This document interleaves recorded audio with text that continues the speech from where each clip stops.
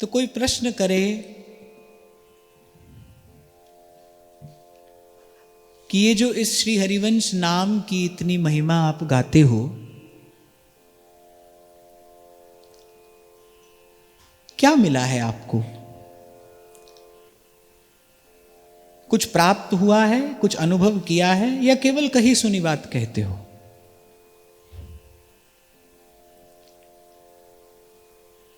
तो उत्तर है कि ये अपना अनुभव है, और अनुभव सबसे बड़ा प्रमाण है। अनुभव को फिर किसी अन्य प्रमाण की आवश्यकता नहीं है। ये अपना अनुभव है कि जो स्थिति, जो प्राप्ति अन्य अनेक अनेक साधनों के दीर्घकालीन अनुष्ठानों के बाद भी नहीं हुई, वो प्राप्ति हमको इस नाम के आश्रय से शनैः शनैः सहज हुई। क्या प्राप्ति हुई, क्या मिला? तो हरिवंश नाम का सबसे प्रथम प्रसाद है निष्काम मति। जो अन्य साधनों के देर तक अनुष्ठान करने पर भी नहीं मिला, वो इस नाम के आश्रय से हमें सहज में मिला। आपसे अगर कोई पूछे ना, इस नाम की महिमा क्या है, क्या देता है ये नाम? यद्यपि सेवक जी ने स्पष्ट किया है, प्रेम मूल यह नाम है। क्या देता है ये नाम, क्या मिलता है इस नाम के जप से, इस नाम के आश्रय से क्या प्राप्त करते हैं? क्या मनोकामना पूर्ण हो जाती है? नहीं, कामना पूर्ण नहीं होती, कामना नष्ट हो जाती है। मुझसे अगर कोई पूछे, और आप जानते हैं कि मैं व्यासपीठ पर हूं तो एक शब्द भी मैं मिथ्या नहीं कह सकता। मुझसे यदि कोई पूछे कि क्या अनुभव है आपका, इस नाम के आश्रय से क्या पाया है आपने, क्या स्वयं अनुभव किया है, तो सबसे पहली बात है वो है सब सोहित निष्काम मति, मति की निष्कामता। यद्यपि ये घटना धीरे धीरे घटी और अद्यावधि घट रही है। मैं कई बार आपको कहता हूं ना, भाई कोई यहां तक ले आया है हमें, हम तो कहीं और थे, हम तो संसार की गलियों में भटक रहे थे, संसार की आशा से संसार को ही देख रहे थे। बार बार निराश होते हुए, हताश होते हुए, उदास होते हुए भी हम देख संसार को ही रहे थे, क्योंकि उसके अतिरिक्त कुछ और भी है ये जानते ही नहीं थे। आप और मैं गाते हैं, हटाकर विषय पंख को धीरे धीरे प्रियालाल के प्रेम सर में नवाया, महारंक को प्रेम साधन लुटाया, उन्हीं व्यास नंदन की जय बोलते। तो फिर कोई प्रश्न कर सकता है कि कामना का नाश तो हरिनाम जपने से होता ही है, फिर ये क्यों कहते हो कि जो हरिनाम जगत शिरोमणि सो वंश बिना कबहू नहीं लई हो? कामना का नाश तो हरिनाम जपने से भी होता है। चेतो दर्पण मार्जनम भव महादावाग्नि निर्वापणम श्रेयः कैरव चंद्रिका वितरणम विद्यावधू जीवनम आनंदांबुधि वर्धनम प्रतिपदम पूर्णामृतास्वादनम सर्वात्मस्नपनम परम विजयते श्री कृष्ण संकीर्तनम। हरिनाम जपने से भी कामना नष्ट होती है। फिर आप ये क्यों कहते हो कि जो हरिनाम जगत शिरोमणि वंश बिना कबहू नहीं लई हूं? हरि के स्थान पर हरिवंश कहने का ही आग्रह क्यों है? तो हमारे रसिक जन उत्तर देते हैं, भाई केवल कामना का नाश नहीं होता, हरिवंश नाम ध्रुव कहत ही बाढ़े आनंद बे प्रेम रंग उर जगमगे जुगल नवल रस के। हरिवंश नाम ध्रुव कहते ही बाढ़े आनंद बेली। मति तो निष्काम होती ही है, सर्व के प्रति हित का भाव भी हमें प्राप्त हुआ है, पर साथ साथ वृंदावन विश्राम, प्रेम रंग उर जगमगे और जुगल नवल रस केली। वो वृंदावन की सीमा में होने वाली वो जो दिव्य केली है, वृंदावन की वो जो दंपति संपत्ति है, जो ब्रह्मादिकों को भी अगम्य है, वो दंपति संपत्ति भी हमें प्राप्त हुई है। इसीलिए आग्रह है कि जो हरिनाम जगत शिरोमणि, वंश बिना कबहू नहीं लई हूं। इसीलिए हमारा एक एक श्वास जब कहेगा रट हरिवंश, जप हरिवंश, श्री हरिवंश सुनाम रे। और मिला कैसे? तो अपनी ही अहेतु की कृपा से, सहज कृपा से, क्योंकि ये तो एक प्रकार से आकाश में लगा फल है और हम असमर्थ हैं, ये तो अपनी कृपा से हमारी झोली में आ गिरा है। अब सेवक जी महाराज कहते हैं कि भाई ये अलभ्य लाभ हुआ है। अलभ्य का अर्थ है अप्राप्य, जो किसी भी प्रकार से प्राप्त नहीं हो सकता, देखो भाई वो प्राप्त हो गया है।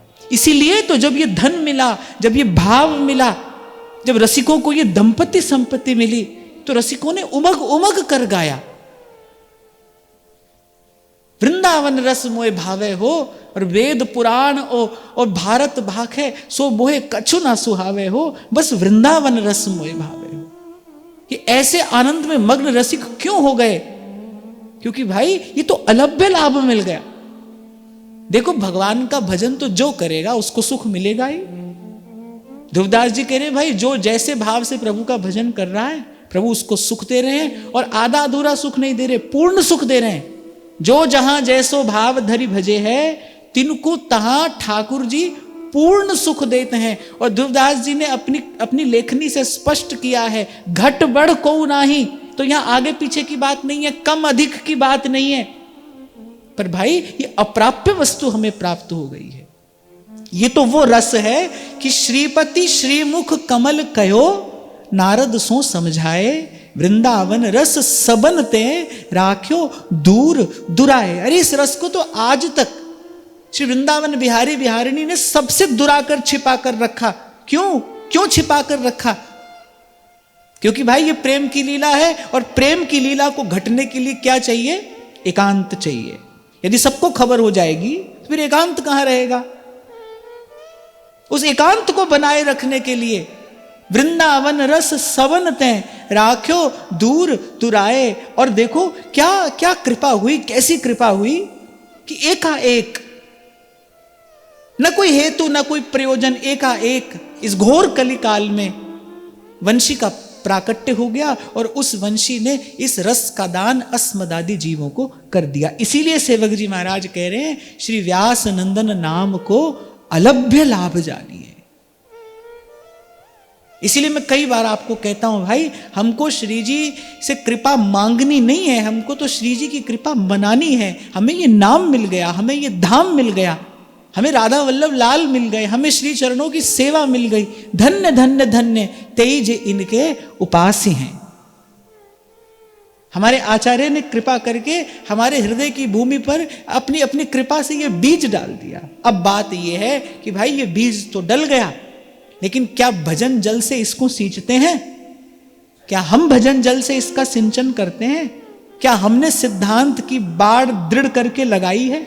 अगर लगाई है, अगर हम नित्य प्रति इस बीज का भजन के जल से सिंचन भी करते हैं, और यदि हमने सिद्धांत की बाड़, सत्संग की बाड़ दृढ़ करके भी लगाई है, फिर इस बेल पर कुछ फूल और फल आते हैं। वो कौन से हैं?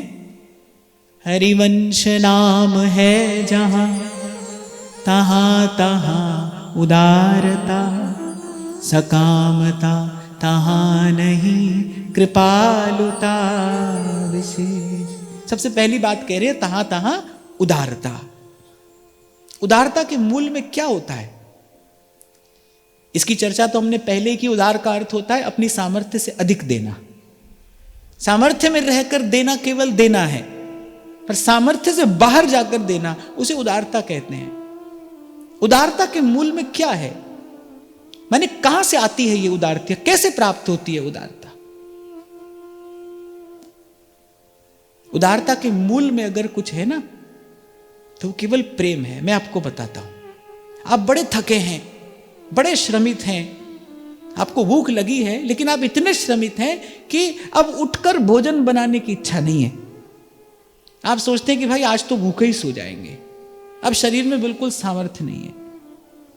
अब इतने में आपका कोई बड़ा प्रियजन आता है जिससे आपकी बड़ी प्रीति है, वो आपको आकर कहता है बड़ी भूख लगी है। आप अपना सारा श्रम भूल जाएंगे और दौड़ कर जाएंगे और कुछ ना कुछ उपक्रम करके आप व्यवस्था करेंगे, भाई हमारा प्रियजन भूखा है। मां भूखी सो सकती है पर बालक को भूखा नहीं सुला सकती है, कितनी भी श्रमित हो, थकी हो, पर बालक को भूखा नहीं दे सकती। कौन कराता है ये? हित ही तो कराता है, प्रेम ही तो कराता है। सामर्थ्य नहीं थी हिलने की भी, इच्छा नहीं थी कि कुछ करें, लेकिन कोई आया वो जिससे हमारा हित का नाता है, जिससे हमारा प्रेम का नाता है, कोई आया और उस प्रेम ने हमें सामर्थ्य भी दे दी। हमने अपनी सामर्थ्य से बाहर जाकर सेवा की। ये कराया किसने? प्रेम ने कराया। इसीलिए कहते हैं कि हरिवंश नाम है क्या? प्रेम मूल यह नाम है। जहां जहां ये नाम होगा, अर्थात यदि कोई निष्ठा से इस नाम का आश्रय कर रहा है, यदि कोई निष्ठा से इस नाम का जब भजन सुमिरन कर रहा है, तो सबसे पहली घटना क्या घटेगी?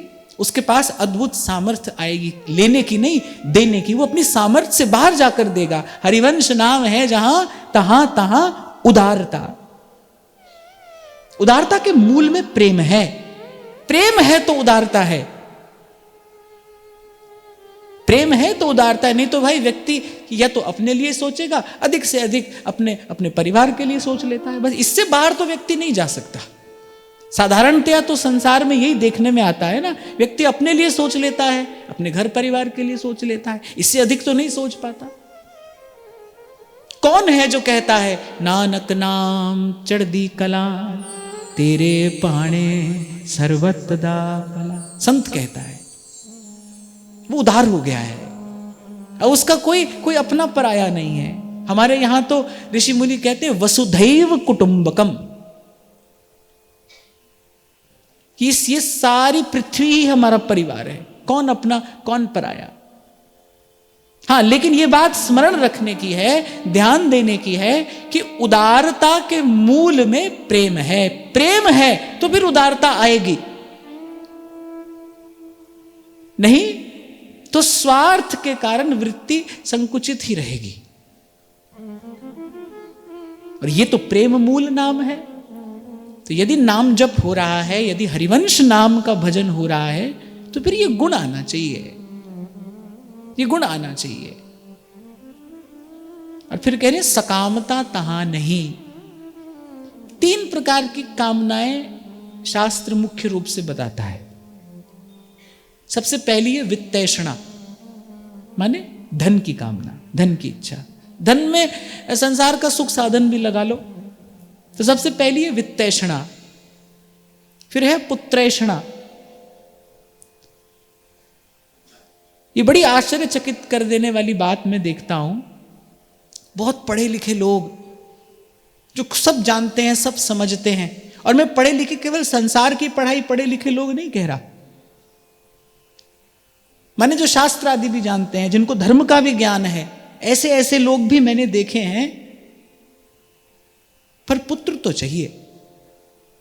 वो जैसी प्रसन्नता पुत्र होने पर होती है, वैसी प्रसन्नता कन्या के होने पर नहीं होती। ये बड़े दुख की बात है, ये बड़े खेद की बात है कि आज भी अपने अपने आप को इतना विकसित कहने वाला मनुष्य और आज भी ऐसी विचारधारा रखता है। पर ये क्या है? ये अनादिकाल से चली आई हुई एक वृत्ति है। इसको पुत्रेषणा कहता है शास्त्र। अच्छा, इसके मूल में क्या है? ऐसा ही क्यों चाहता है व्यक्ति? ऐसा क्यों चाहता है कि पुत्र ही हो? इसके मूल में क्या है? केवल अपने अहंकार का पोषण। पूछोगे क्यों चाहिए पुत्र? बोले हमारा वंश कैसे चलेगा? अब ये कितनी मूर्खता भरी बात है, ये कितनी जड़ता भरी बात है। किसका वंश? आत्मा का तो कोई वंश होता नहीं। और ये हाड़ मांस का शरीर, अरे अपनी 4 पीढ़ी पहले के व्यक्ति का नाम पूछ लो तो खबर नहीं होती, और व्यक्ति कहता है मेरा वंश चलेगा। ये सब क्या है? इसी को महापुरुष अविद्या कहते हैं, इसी को महापुरुष अज्ञान कहते हैं। और इसी में बंद कर जीव जाने कैसे कैसे पाप कर्म करता चला जाता है। तो 3 प्रकार की कामना शास्त्र बताता है। पहली है वित्तैषणा, फिर है पुत्रैषणा, और फिर है लोकैषणा। लोकैषणा किसे कहते हैं? माने संसार में मेरी बड़ी मान्यता हो, मेरी बड़ी प्रतिष्ठा हो, ये लोकैषणा है। और ये लोकैषणा ऐसी है कि वित्तैषणा और पुत्रैषणा से तो व्यक्ति बच निकलता है। कंचन तजनो सहज है, सहज त्रिया को ने। संत कहते हैं कि लोकैषणा ऐसी है कि इससे तो साधु भी नहीं बच पाता, इससे बचना बड़ा कठिन है। यह गुण साधन ते नहीं हुई। वित्तैषणा से बच जाएगा, पुत्रैषणा से बच जाएगा, और उन दोनों से बचकर आता है फिर ये लोकैषणा आगे खड़ी होती है, जिसको व्यास जी कहते हैं व्यास बढ़ाई लोक की, कुकर की पहचान। इसका त्याग व्यक्ति नहीं कर पाता है। तभी तो व्यास जी कहते हैं जिनको इस नाम का धन मिला, जिसको इस नाम का रस मिला, वो क्या कहते हैं? अरे रसिकन की गारी भली सो मेरो सिंगार, व्यास बढ़ाई लोक की मेरे मन धिक्कार। रसिकन की गारी भली सो मेरो सिंगार। अब आप देखो, मैं देखूं, हम देखें, है हमारी ऐसी स्थिति? लोकेशना भीतर बैठी है ना। हमको चाहिए भाई सब हमें अच्छा कहें, सब हमें भला कहें, सब हमें अच्छाई माने, भलाई माने। बुरा सुनना, निंदा सुनना किसको अच्छा लगता है? पर सेवक जी कह रही है जहां ये नाम है, जहां इस नाम का प्रकाश है, जहां इस नाम का रस है, वहां पर इस निष्कामता का दर्शन होगा। वहां पर ना लोकैषणा होगी, ना पुत्रैषणा होगी, और ना वहां पर वित्तैषणा होगी। वो हृदय निर्मल हो जाएगा इस नाम के प्रभाव से।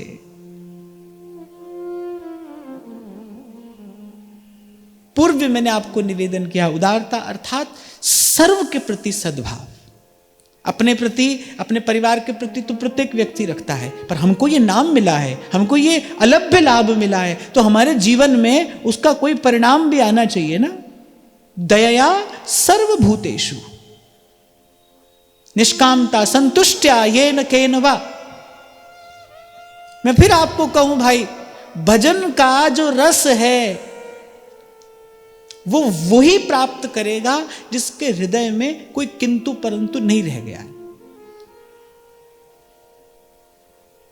वो प्रतिकूल से प्रतिकूल परिस्थिति में भी अपने इष्ट, अपने आराध्य, अपने प्रियतम की कृपा का दर्शन कर पाने में समर्थ है। एक स्थिति ऐसी आएगी कि सब अच्छा है। साधारण स्थिति क्या है? कुछ अच्छा है, कुछ बुरा है। एक स्थिति आती है फिर जब लगता है कि सब अच्छा है, फिर एक स्थिति ऐसी भी आती है जब लगता है क्या अच्छा और क्या बुरा। एक वो भी स्थिति आती है, यद्यपि वहां तक पहुंचना दुर्लभ है, कोई विरल महापुरुष वहां तक पहुंचता है, वो भले बुरे से पार हो जाता है। वो कह रहे क्या भला और क्या बुरा। यद्यपि समत्व को उपलब्ध हो जाना, इसी को संत होना कहते हैं। आज तो बड़ा आसान है ना, कपड़ा बदलो संत हो जाओ, बस कपड़े का रंग बदला बोले संत हो गए, साधु हो गए। किसको कहते हैं संत होना? कौन होता है संत? जो समत्व को उपलब्ध हो गया है उसको संत कहते हैं। समता से ही ये शब्द प्रकट हुआ है, समत। जो समत्व को उपलब्ध हो गया है, जिसके लिए ना अच्छा ना बुरा, ना अपना ना पराया, जो दोनों से पार हो गया है, जिसको अपने इष्ट के अतिरिक्त कुछ और दिखाई ही नहीं देता। एक है अपने इष्ट के अतिरिक्त कुछ और न देखना, समझ रहे हैं?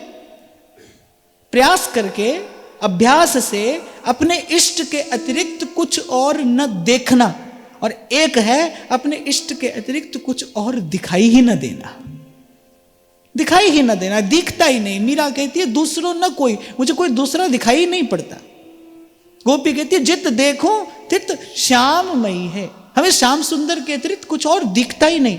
गोपी तो कह रही है कि कुछ हम पर कृपा हो जाए, हम भी थोड़ी चैन की सांस ले लें, 2 घड़ी के लिए कन्हैया की विस्मृति हो जाए।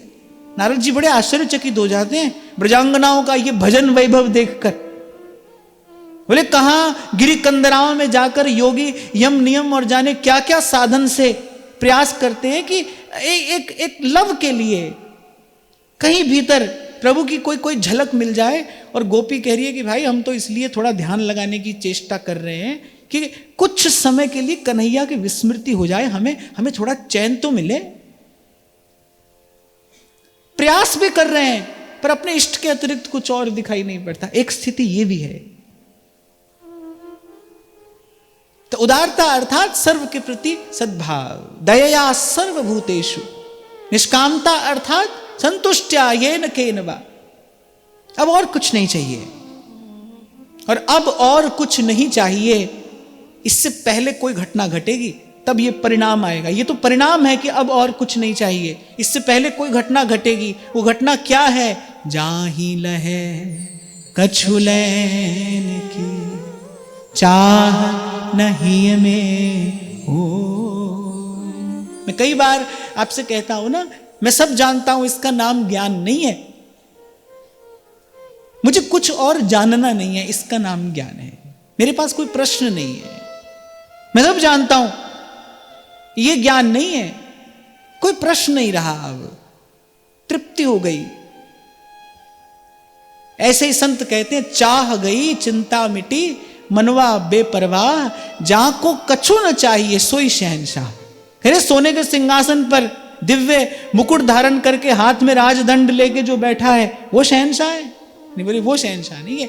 जाको कछु न चाहिए सोई शहंशाह, जिसको कुछ नहीं चाहिए वो शहंशाह है। वो सम्राटों का सम्राट है, कुम्भनदास सम्राट है। अकबर को उतर कर आना पड़ा, हाथ जोड़कर सर झुकाना पड़ा अकबर को इस वास्तविक शहंशाह के आगे। ये तो नियम है ना, बड़े राजा के आगे छोटा राजा सर झुकाएगा। जैसे चक्रवर्ती राजा के सामने छोटे छोटे जो राजा होते हैं वो जाकर सर झुकाते हैं ना। जब कुम्भनदास जी का वैभव अकबर ने अनुभव किया, अकबर ने कहा भाई इनके पास में कुछ तो है। नेक सा भी प्रभाव नहीं पड़ा अकबर की उस भव्य राजसभा का दर्शन करके। नेक सा भी प्रभाव नहीं पड़ा कुम्भनदास जी पर। उदास जरूर हो गए वो, अकबर की राजसभा में पहुंचे, उदास जरूर हो गए। इतना तो जरूर अपने मन का खेद उन्होंने प्रकट कर दिया, जहां को मुख देखे दुख लागे, ताको करनी परी प्रणाम। कुंभन दास लाल गिरधर बिन, सब जग जूठो दाम, भगत को कहा सीकरी काम। लाल गिरधर बिन सब जग झूठो धाम।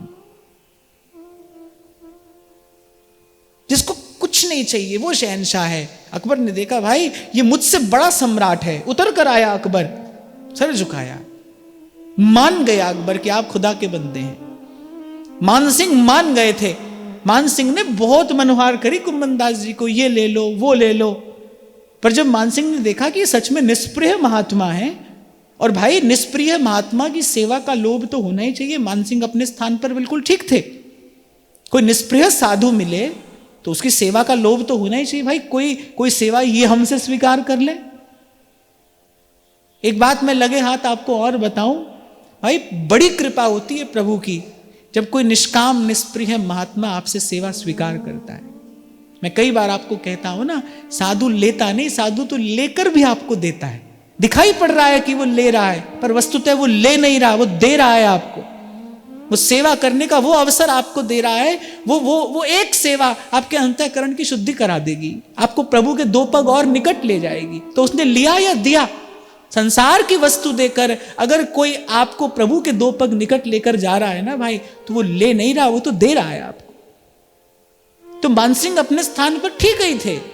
ऐसा निष्प्रिय महात्मा देखा, भाई कोई ना कोई सेवा मुझे करके ही जाना चाहिए। संस्कारी राजा था। पर जब हार गए ना मानसिंह, कुम्भनदास जी ने कुंभन दास जी ने एक दाना भी स्वीकार नहीं किया। अंत में कुंभन दास जी ने थोड़े कड़े शब्दों में कहा कि राजा, मैं क्षत्रिय हूं, तुम भी क्षत्रिय हो, मैं भी क्षत्रिय हूं, मुझे दान लेने का अधिकार नहीं है, मैं ब्राह्मण नहीं हूं, मैं किसी की भी भेंट ले नहीं सकता। और फिर श्री कुंभन दास जी ने कहा कि राजा, ये हमारे आंगन में देख रहे हो, एक बेड़ का और एक टेटी का फल है, एक ऋतु में ये फल जाता है, एक ऋतु में ये, और कहते हैं इतना दे देता है कि हम तो दूसरों को बांटते फिरते हैं, ये तो हमें इतना दे देते हैं कि हम दूसरों को बांटते फिरते हैं, तो हमें आवश्यकता नहीं है। थक गए राजा मान सिंह, और अंत में राजा मान सिंह को हाथ जोड़कर कहना पड़ा कि मैंने माया के भक्त बहुत देखे, मैंने माया के भक्त बहुत देखे, जिसके हृदय में लोकेशणा वित्तेषणा पुत्रेषणा में से कुछ भी है, वो माया का ही भक्त है। सीधी बात भाई, सरल शब्दों में कहूं, जो संसार से कुछ चाहता है वो माया का ही भक्त है। कितनी भी बड़ी बात बनाकर बोलता हूं, पर है तो माया का ही भक्त। तो राजा मानसिंह कहने लगे कि मैंने जीवन भर में माया के भक्त बहुत देखे, पर मायापति के भक्त का आज मुझे पहली बार दर्शन हुआ है। भगवान का भक्त कैसा होता है ये मैंने आज पहली बार देखा। भगवत भक्त का क्या वैभव है। नत हो गए मानसिंह कुंभन दास जी की निष्प्रियता का, कुंभन दास जी की निष्कामता का दर्शन करके। लेकिन ऐसा दर्शन कहां होगा जहां मूल में प्रेम है, और प्रेम के मूल में ये नाम है, ये श्री हरिवंश नाम है, ये प्रेम मूल यह नाम है। तो जिसने जपा है, जो जप रहा है, उसको देखना चाहिए भाई कि मेरी भावना की बेल पर ये फूल आ रहे हैं कि नहीं आ रहे। मैं कल आपसे कह रहा था ना,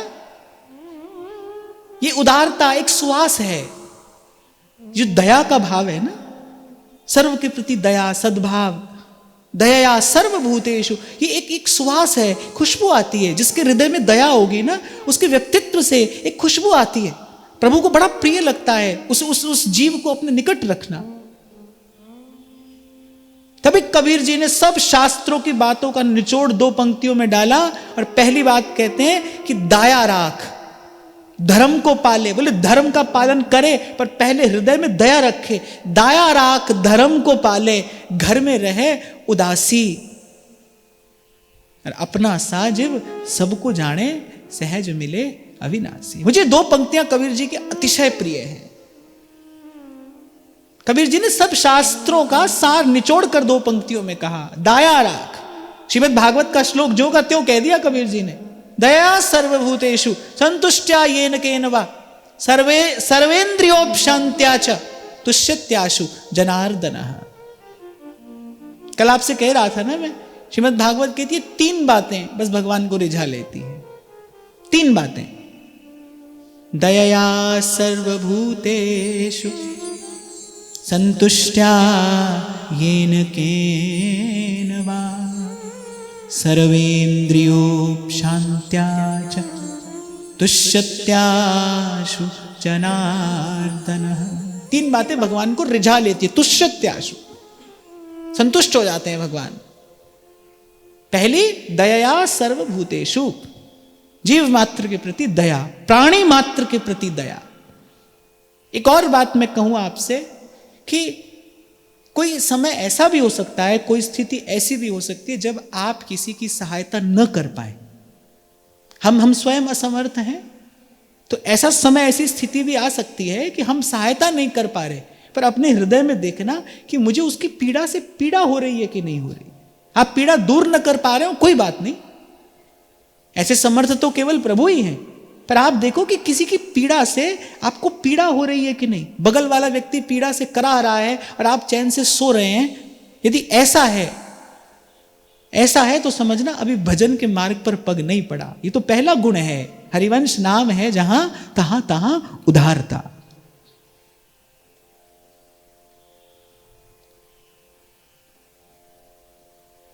तो कह रहे दया सर्वभूतेषु, और फिर कह रहे निष्कामता, अर्थात संतुष्ट्या येन केन वा। अब कुछ और नहीं चाहिए, अब कुछ और नहीं चाहिए। जो प्रभु की इच्छा होगी वो मिलेगा, जो प्रभु की इच्छा होगी वो रहेगा, जो प्रभु की इच्छा होगी वो चला जाएगा। कई बार आपसे मैंने निवेदन किया, आप भजन करिए, जो आवश्यक होगा आपके लिए, जो आपके लिए उचित होगा वो आपके जीवन में रह जाएगा, जो अनावश्यक और अनुचित होगा वो भजन की कृपा से चला जाएगा। आप क्या क्या पकड़ पकड़ कर चुन चुन कर निकालेंगे, ये नहीं खाना, ये खाना, ये नहीं पहनना, ये पहनना है, इस झंझट में आप मत पड़िए। आप तो नाम जपिए, आप तो जब जब सुध आए, जब जब चेत हो, तब तब नाम जपिए, नाम जपिए, नाम जपिए, रट रसना दिन रैन। जिस मार्ग पर आपको मुझे चल के जाना है ना, उस मार्ग पर किसी को साथ लेकर चलने की व्यवस्था नहीं है, कुछ साथ लेकर नहीं चला जा सकता। अगर आपको अनुमति है, नाम का दीपक हाथ ले चलिए बीहड़ बाट। जो अनुभवी जन है ना, वो कह रहे हैं, जो चल कर गए हैं उस रास्ते पर, वो कह रहे हैं भाई बीहड़ बाट है। बीहड़ माने घना, घनघोर अंधकार, भूल भुलैया, कहां पग धरते हैं, कहां रखा जाता है, ऐसा मार्ग है वो। कैसे जाना है? नाम का दीपक हाथ ले। ये मेरा बड़ा दृढ़ विश्वास है, मैं इसी विश्वास, इसी भरोसे से यहां तक आया हूं। जो नाम जप रहा है, गुरु की आज्ञा पाकर जो नाम जप करता है, उसको पूरा मार्ग दिखाई पड़े न पड़े मैं नहीं जानता, अगला पग कहां रखना है, इतना प्रकाश नाम की कृपा से अवश्य होता है, अवश्य होता है। और जो जप ही नहीं रहा है, उससे बात ही क्यों करनी है? जो नाम जप कर ही नहीं रहा है, उससे मुझे बात करनी ही क्यों है? उसके प्रश्न का उत्तर देने की आवश्यकता ही क्या है? और जो जप रहा है, मैं नहीं कहता उसके पास प्रश्न नहीं होगा, होगा, हो सकता है, पर उसका उत्तर उसको मिलेगा नाम की कृपा से, सत्संग की कृपा से। उसका उत्तर ही नहीं, उसका समाधान मिलेगा। एक और बात मैं आपको यहां लगे हाथ कह दूं, प्रश्न का उत्तर मिलना एक बात है और प्रश्न का समाधान हो जाना ये दूसरी बात है। कभी कभी उत्तर मिल जाने पर भी समाधान नहीं होता। आपने प्रश्न पूछा, लो मैंने उत्तर दे दिया, आपको लगा कि नहीं भाई बात बनी नहीं, क्या लाभ हुआ? पूछना बताना व्यर्थ गया ना। पर सत्संग उत्तर नहीं देता, सत्संग तो समाधान कर देता है। महाप्रभु जी ने व्यास जी का समाधान कर दिया, एक ही बात कह के व्यास जी का समाधान हो गया, प्रश्न ही नहीं बचा। यह सत्संग की महिमा है। तो खैर हम बात कर रहे थे तीन बात, उदारता, निष्कामता और कृपालुता। ये तीन बात भागवत जी भी कहती है। हरिवंश नाम है जहां तहां तहां उदारता। कहिए, हरिवंश नाम है जहां तहां तहां उदारता। सकामता तहां नहीं कृपालुता विशेषिए। सकामता तहां नहीं कृपालुता विशेषिए। और सकामता आप समझ गए, मैंने बिल्कुल शास्त्र की बात आपको बताई। तीन कामनाएं प्रमुख हैं, लोकेशना, वित्तेषणा, पुत्रेषणा, जहां तीनों में से कुछ न रहे। और फिर कृपालुता, अभय, दान, ये सबसे बड़ा दान है। थोड़ा और सरल करके मैं आपको बताऊं, न्यस्त दंड हो जाना। न्यस्त दंड अर्थात कि आज के बाद मैं कभी वाणी से, मन से, मैं कभी किसी को दंड नहीं दूंगा। कभी कभी हम प्रकट में दंड ना दे पाए तो मन से दे देते हैं ना हम दंड। हम कहते भाई ठाकुर जी देखेंगे, इसका हिसाब ठाकुर जी करेंगे। ये तो कहना सभी को आता ही है, कह ही देते हैं हम, मन ही मन कह ही देते हैं। अरे वो देख रहा है, वो सब जानता है, वो देख रहा है, ये सब क्या है? यही है, ये हिंसा ही है, ये मन से की जाने वाली हिंसा है। जब आप कहते हो ना वो देखेगा, वो सब जानता है, ये क्या है? ये मन से की जाने वाली हिंसा है। पर यहां कह रहे कृपालुता, जहां ये नाम है, जहां इस नाम का वैभव प्रकट होगा, वहां पर कृपालुता है। वो कहेगा कि सारे संसार के सारे प्राणी मुझसे निर्भय हो जाएं। अब मैं न्यस्त दंड हूं, अब मैं कभी किसी को मन से, वचन से या कर्म से मैं कभी किसी को दंड नहीं दूंगा, क्योंकि मैंने कहीं बहुत भीतर ये जान लिया है कि जो आ रहा है वो मेरा अपना कृत कर्म है। अब मुझे कर्म का बंधन और नहीं बढ़ाना है, अब मुझे अपने सर पर यह गठरी और भारी नहीं रखनी है। आज तक जो करते आए सो करते आए, पर अब गुरु मिल गया है, अब गुरु के मुख से नाम मिल गया है, अब हमको करने के लिए ये भजन मिल गया है, अभी हमको ये सतमार्ग मिल गया है। तो जो आज तक हुआ सो हुआ, पर अब आगे भूल नहीं करेंगे। कृपालुता विशेषीय, और कह रहे हैं विशेषीय, यानी ये तीन बात तो हो ही हो। सबसे पहली उदारता।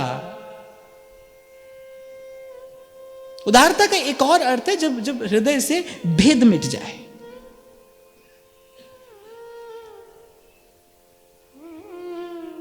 आप दे रहे हैं पर अपने पराये का विचार करके नहीं दे रहे हैं, जब भेद मिट जाए। और हमने तो भाई संसार में अगर ऐसा किसी को देखा तो संतों को ही देखा, संतों को ही देखा हमने ऐसा। यद्यपि कभी कभी ऐसे किसी जन का भगवत कृपा से दर्शन होता है, और या फिर ऐसा कह लो जिसमें उदारता है वही संत है। यह भी कहना ठीक है, संत में ही उदारता का दर्शन होता है, या फिर जहां उदारता का दर्शन हो रहा है वहां संत है। जो उदार है वो संत है। तो पहली बात उदारता, फिर सकामता, निष्कामता। सकामता का नितांत अभाव। अच्छा, एक और बात, ये जो कामना है जिसके लिए मैं कह रहा हूं सकामता का नितांत अभाव, ये केवल अपने लिए, पर दूसरे का दुख देखकर तो संत द्रवीभूत हो जाता है, दूसरे की पीड़ा देखकर तो संत प्रभु से प्रार्थना भी करता है। अनेक अनेक उदाहरण हमको मिलते हैं, भक्तमाल में अनेक ऐसे उदाहरण हैं। सूखा पड़ा है, अकाल पड़ा है, गांव के लोग जाते हैं साधु के पास, महाराज आप कृपा करो। संत प्रार्थना करता है। संत हृदय नवनीत समाना। निष्काम हो जाने का अर्थ संवेदनहीन हो जाना नहीं है कि आपके भीतर में कोई संवेदना ही नहीं है अब किसी के लिए। भाई हम तो अहम ब्रह्मास्मि हो गए, अब हमको किसी से क्या लेना है क्या देना है। सकामता अर्थात अपने लिए कुछ नहीं चाहिए। कबीर गोस्वामी जी कहते हैं, कह रहे परमार्थ के कारणे मोहे ना आवे लाज।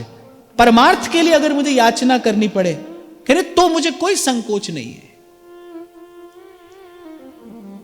परमार्थ के लिए प्रभु से प्रार्थना, ये तो संतों ने की है। संत कह रहे हैं ना, ऋषि मनीषी आदिकाल से कह रहे हैं, सर्वे भवन्तु सुखिनः सर्वे सन्तु निरामया लोकः समस्तः सुखिनो भवन्तु। ऋषियों ने मनीषियों ने कहा ही तो है, ये संतों के ही शब्द तो हैं। तो कामना का त्याग केवल अपने स्वार्थ के लिए करना है, पर सर्व के सुख के लिए तो प्रार्थना करनी है। सर्व के हित का भाव तो अपने हृदय में पुष्ट करना ही है। तो पहला गुण उदारता। और मैं गुण ना कह के कहूंगा, ये जो भजन की बेल पर ये फूल आता है ना, पहला फूल उदारता, दूसरा फूल निष्कामता, सब सोहित निष्काम मति, और फिर कृपालुता विशेषीय। जो उदार होगा, जो निष्काम होगा, वही सर्व के प्रति कृपालु होगा, वही सर्व के प्रति दयालु होगा। फिर कहते हैं, हरिवंश नाम लीन जे अजात शत्रु ते सदा, प्रपंच दंभ आदि दे तहां कछु न पेखिए। अजात शत्रु, सर्व के प्रति सौहार्द।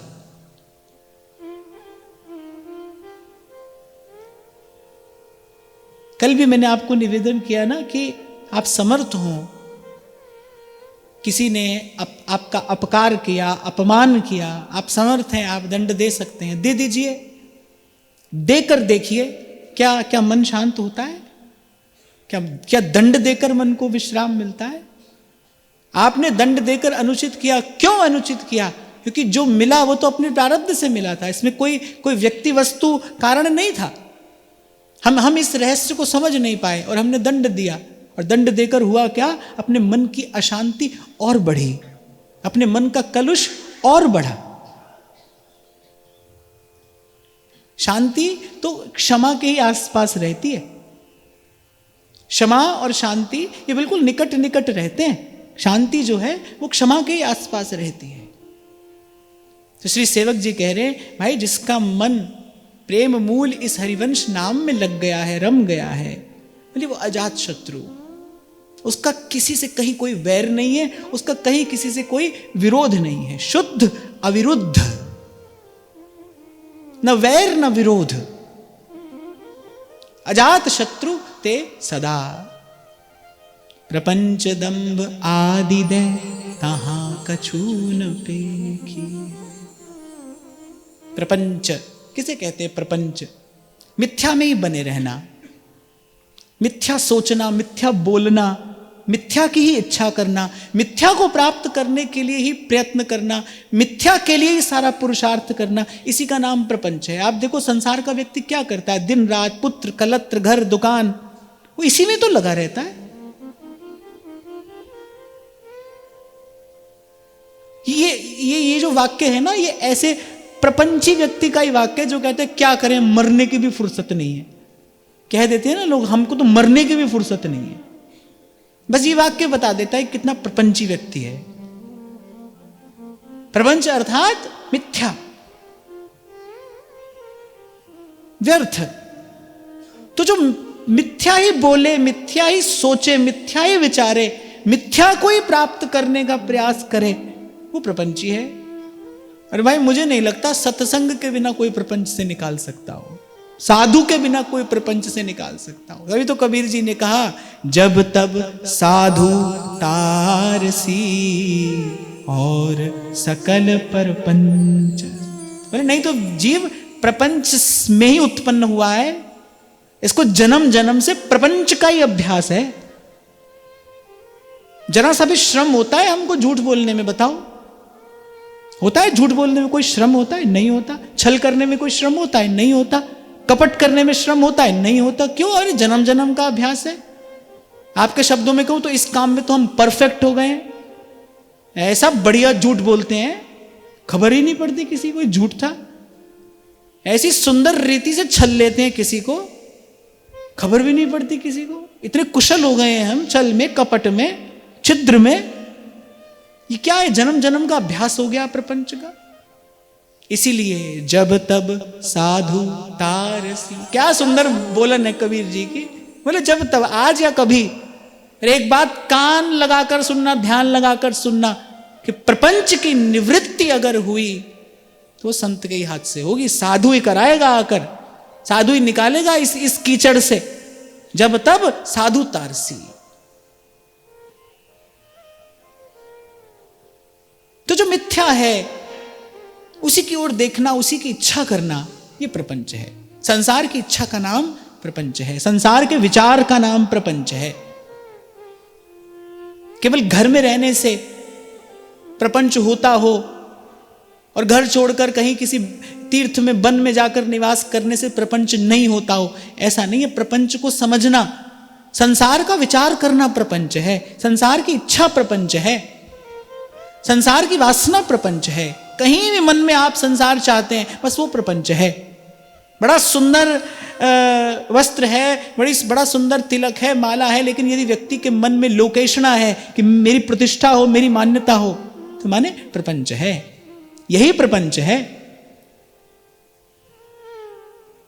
और फिर कहते दंभ, जैसे मैंने कहा ना, क्षमा शांति निकट निकट रहते हैं, ऐसे प्रपंच दंभ भी बिल्कुल पास पास रहते हैं। जहां दंभ होगा वहां प्रपंच होगा ही होगा, और जहां प्रपंच है वहां दंभ भी निकट ही आपको मिलेगा।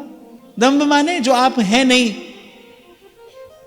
पर वो आपको वो दिखाने का, बताने का, जताने का प्रयास करते हैं जो आप नहीं हैं, जो आप नहीं हैं।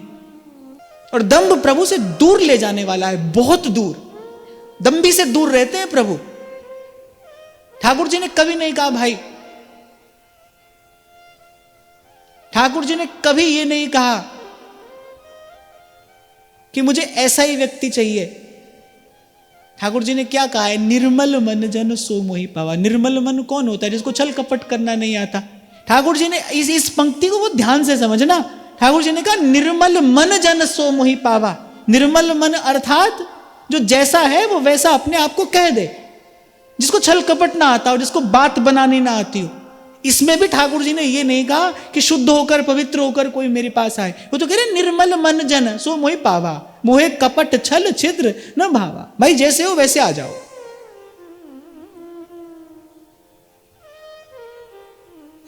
वो तो बैठे इसलिए हैं, उनका तो नाम ही पतित पावन है। वो तो है इसलिए कि कब कोई मैला कुचैला जीव सर्वाश्रय छोड़कर मेरे पास आ जाए और मैं अपनी एक कृपा दृष्टि से उसे धन्य कर दूं, कृतार्थ कर दूं। तो दंभ माने जो आप नहीं हो, वो प्रयास कर रहे हो आप दिखाने का, बताने का, जताने का। उसके मूल में क्या है? उसके मूल में कोई ना कोई ऐषणा ही होगी, तभी व्यक्ति दंभ करता है। लोकेषणा होगी, वित्तैषणा होगी, तभी व्यक्ति दंभ करता है ना। झूठ क्यों बोला जाता है? व्यक्ति को यही लगता है ना इस झूठ बोलने से कोई संसार का लाभ होगा, तभी तो व्यक्ति झूठ बोलता है। दंभ करना माने असत्य का आचरण करना। क्यों कर रहा है व्यक्ति? इसीलिए कर रहा है भाई, उसको लगता है कि कुछ लाभ हो जाएगा। मैं कई बार आपको कहता हूं भाई थोड़ा विचार करो, एकांत में बैठ के कभी चिंतन करो। अधिक से अधिक संसार क्या दे सकता है? क्या दे सकता है? संसार ही दे सकता है। विष की बेल पर विष का ही फल आता है। अमृत फल कहां से आ जाएगा? थोड़ा ले लो, अधिक ले लो, अधिक से अधिक भी मिल जाए, सब भी मिल जाए, तो भी संसार है। संसार अर्थात जो आपको तृप्त नहीं कर सकता। सरल सा वाक्य है, संसार अर्थात जो आपको तृप्त ना कर सके, जो तृप्ति लाभ नहीं दे सकता कभी भी। यहां ऐसे ऐसे राजा हुए जिन्होंने पृथ्वी का एक छत्र साम्राज्य पाकर भी, अच्छा देखो, पृथ्वी का एक छत्र साम्राज्य पाकर फिर लगे हैं 100 यज्ञ करने, बोले अब हमको इंद्र का पद मिल जाए। वो 4 पंक्तियां हैं, मैं उस दिन सुन रहा था कि वो राजा कहे, सुन रहा था ना मैं, क्या है आरंभ कहां से होता है? हाँ, दीन कहे धनवान सुखी, और धनवान कहे सुख राजा को भारी। राजा कहे चक्रवर्ती सुखी, चक्रवर्ती कहे सुख इंद्र को भारी, और इंद्र कहे चतुरानन सुखी, चतुरानन कहे सुख विष्णु को भारी, और विष्णु कहे भाई संत सुखी। विष्णु कहे संत सुखी, संत कहे सुख संतोष में भारी। जो भी है, माने अंतिम बात क्या है? अभी हम जो बात कर रहे थे ना कि जो चक्रवर्ती राजा के आसन पर बैठा है, सुंदर दिव्य किरीट, हाथ में राजदंड है, क्या वो शहंशाह है? ना भाई, जिसको कुछ नहीं चाहिए वो शहंशाह है, जिसको कुछ नहीं चाहिए। लौट जाना पड़ा त्रिलोकीनाथ को रांका बांका के सिंहा से। भगवान देने आए, बोले नहीं हमको कुछ नहीं चाहिए, आपसे भी कुछ नहीं चाहिए, आपसे भी कुछ नहीं चाहिए। भगवान को लौट जाना पड़ा। तो ये संसार की कहानी ये है। निर्धन को लगता है धनवान सुखी है, धनवान का अपना रोना है, हमने वो भी देखा है। धनवान कहे सुख राजा को भारी, राजा सोचता है भाई छोटा राजा हूं, चक्रवर्ती के आगे सर झुकाना पड़ता है। राजा कहे चक्रवर्ती सुखी। अब जो चक्रवर्ती हो गए वो इंद्र के पीछे पड़े हैं, उनको लगता है सुख इंद्र को भारी।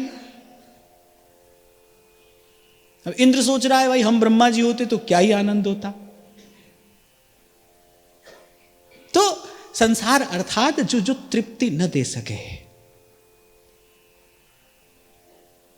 तो इस संसार का विचार, इस संसार को प्राप्त करने की इच्छा, इसी का चिंतन, इसी के लिए प्रयास, इसका नाम प्रपंच है।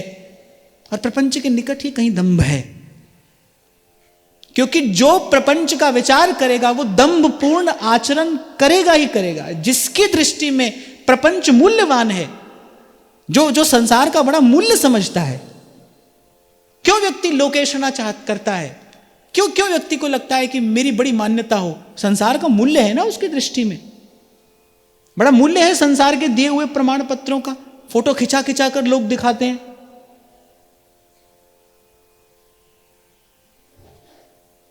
लोग यहां वहां देखता हूं फोटो खिंचा खिंचा कर दूसरों को दिखाते हैं, घर में बड़ी बड़ी फोटो लगाते हैं, इसके साथ उसके साथ। ये क्या है? ये प्रपंच ही तो है। जो प्रपंच की इच्छा करेगा उसको दंभपूर्ण आचरण करना ही पड़ेगा, क्योंकि जो सत्य का आचरण करेगा, तो प्राय करके जो बहुत सत्यभाषी लोग होते हैं ना, उनको संसार बहुत पसंद नहीं करता। उनको संसार बहुत पसंद नहीं करता। कबीर जी के लिए नाभाजी महाराज कहते हैं, मुख देखी नाही भनी।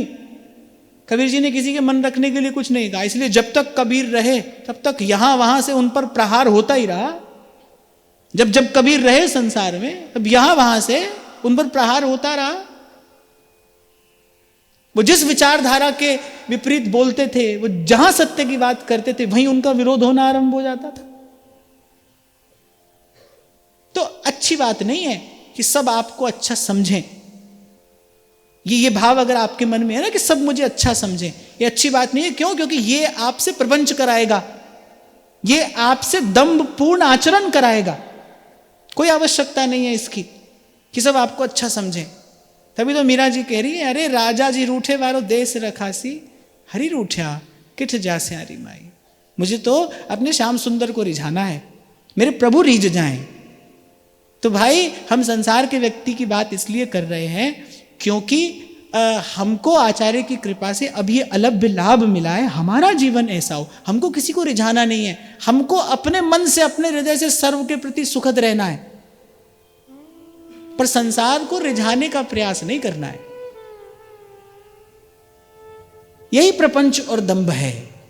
और कह रहे हैं कि हरिवंश नाम लीन जे, अजात शत्रु ते सदा, प्रपंच दंभ आदि दय तहां कछु न पेखिए। इस नाम के आश्रित जो जन है, उसका जीवन तो इस प्रपंच और दंभ से रहित होना चाहिए। हरिवंश नाम जे कहे, अनंत सुख ते लहे, दुराप्य प्रेम की दशा तहां प्रत्यक्ष देखी। और फिर कहते हैं भाई एक फल भी आता है इस पर। ये तो फूल है, ये उदारता, निष्कामता, कृपालुता, क्षमा, ये सब फूल हैं। एक फल आता है इस पर, अमृत फल आता है। और वो अमृत फल क्या है, क्या नाम है उसका? कह रहे अनंत सुख। ये उस फल का नाम है। जिसके हृदय में ये भजन की बेल बढ़ रही है, उस पर एक फल आएगा। उस फल का नाम क्या है?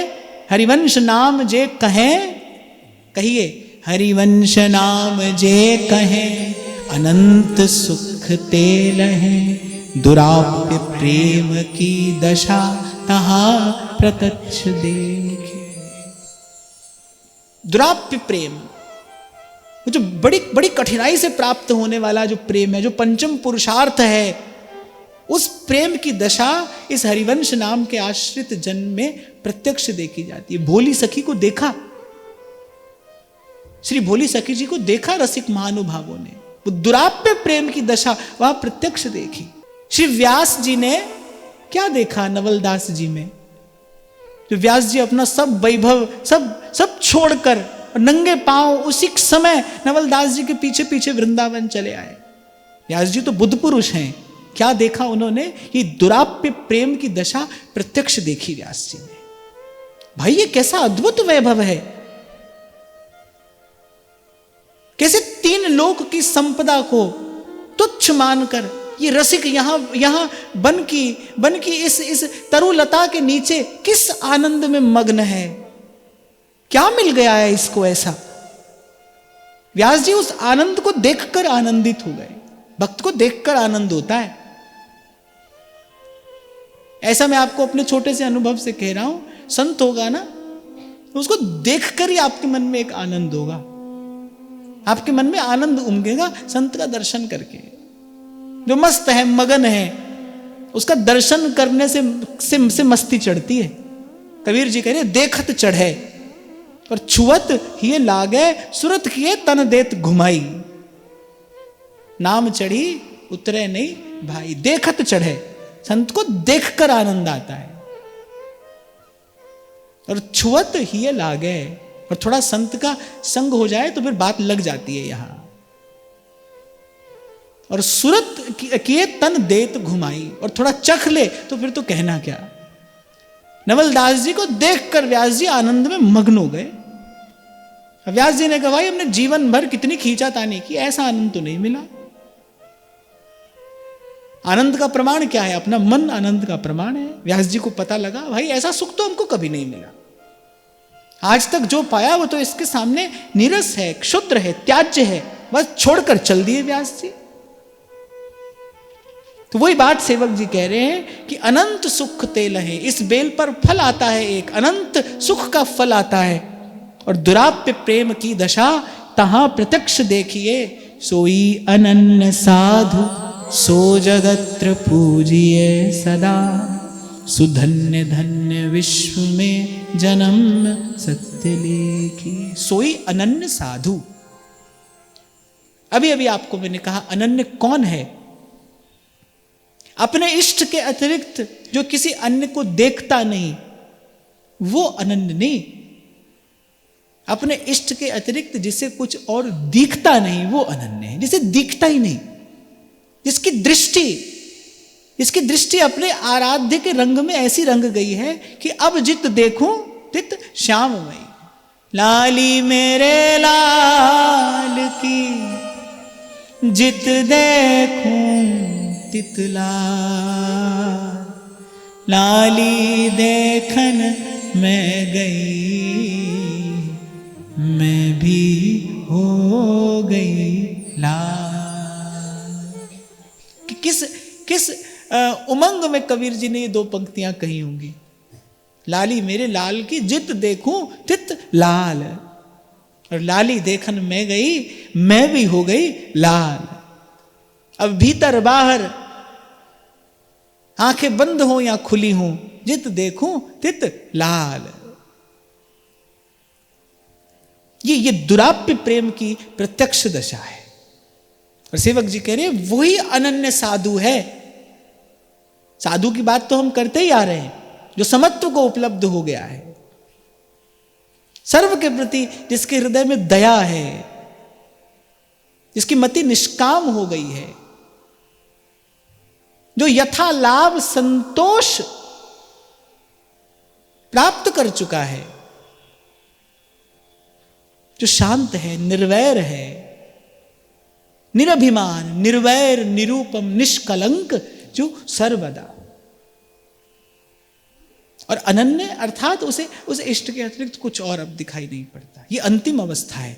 अभी आपको मैं कह रहा था ना, एक अवस्था पहले ऐसी आएगी जब आपको लगेगा कि हाँ भाई ठीक है, सब प्रभु की ओर से आ रहा है तो सब ठीक है, बुरा भी अच्छा है, अच्छा भी अच्छा है। पर एक स्थिति ऐसी आएगी जब लगेगा ना अच्छा है कोई, ना बुरा है। जब कोई अच्छा नहीं है, कोई बुरा नहीं है। और वो बड़ी विचित्र, बड़ी अद्भुत, बड़ी विलक्षण दशा होती है चित्त की, जब द्वंद्व समाप्त हो जाता है। वस्तुतः प्रभु कृपा करे और भजन की कृपा से कभी आप यहां तक आकर देखें, ये सब यही रचाया, ये जीव का ही रचाया हुआ ये सब व्यवहार, ये सब प्रपंच है। अच्छा बुरा, क्या अच्छा क्या बुरा। पर शायद वाणी के पास ऐसी सामर्थ्य नहीं है जो इस भाव को समझाया जा सके। यहां तो पहुंचा जाता है, भजन करते करते चेतना पहुंच जाती है यहां आपको लगता है भाई क्या अच्छा है क्या बुरा है, किसे कहते हैं अच्छा, किसे कहते हैं बुरा, किसे कहते हैं सुख, किसे कहते हैं दुख। पर प्रेम ले जाता है आपको वहां जहां नहीं प्रेम वियोग। वहां तो एक ही दर्शन है, नील गगन से परे है मेरे सैया जी का गाँव, श्याम बने हैं राधिका, राधा हो रही श्याम। जब तक द्वंद्व दिखेगा तब तक इस लीला की अनुभूति नहीं है। और जब इस लीला की अनुभूति होगी, जिस क्षण चित्त का यहां प्रवेश हो गया, फिर उसके बाद कुछ अच्छा नहीं रहा, कुछ बुरा नहीं रहा, संसार रहता ही नहीं। संसार का अस्तित्व कहां है? बाहर नहीं है संसार का अस्तित्व कहीं। संसार का अस्तित्व कहीं भीतर, बहुत भीतर, बहुत भीतर, कहीं हमारे भीतर कहीं संसार का अस्तित्व है। और जैसे ही संसार मिटा, जैसे ही संसार मिटा, मन का संशय भागा, नाम रंग लागा माई, राम रंग ला। तभी तो उस दिन मैं आपसे कह रहा था कि ये हमारा संप्रदाय, ये तुम्हारा संप्रदाय, ये जितने झगड़े होते हैं, मैं ऐसे बैठकर विचार करता हूं कि मैंने 2 आचार्यों की पुस्तकों को कभी लड़ते नहीं देखा, जो लड़ते हैं उनको कभी पढ़ते नहीं देखा। जो भजन करेगा भाई, उसके लिए कोई प्रश्न नहीं है, उसके लिए कोई प्रश्न नहीं है। ये सारे झंझट किसके लिए हैं? जो भजन नहीं करता है, जिसकी बुद्धि प्रपंच में लगी है ना, रची बसी है। देखने में आता है भाई, जिसकी वृत्ति प्रपंच में है, वो संसार से उठकर यहां आकर बैठेगा तो यहां भी वो उसी प्रपंच का ही विस्तार करेगा। जैसे ही उसके पास में साधन आएगा, वो अपनी वृत्ति के अनुरूप उसी प्रपंच का विस्तार करेगा। ऐसे होते हैं कुछ लोग, दिन रात उसी खुराफात में लगे रहते हैं। अब क्या करें, क्या ना करें, कितना करें, कैसा करें। पिछले से पिछले सत्र में जब हम बाहर चर्चा कर रहे थे ना, तो एक पत्र आया मेरे पास, मैं तो घबरा गया उसको पढ़ के। ज्यादा तो मैं नहीं पढ़ पाया, इतनी सी बात लिखी थी मेरे, ये तो आपने बताया ही नहीं कि हमको तिलक गंगा जल से लगाना है कि जमुना जल से लगाना है, रज से लगाना है कि चंदन से लगाना है, सुबह लगाना है कि शाम को लगाना है। मैंने कहा नहीं लगाना है, मत लगाओ। अगर ऐसा करना है तो मत लगाओ।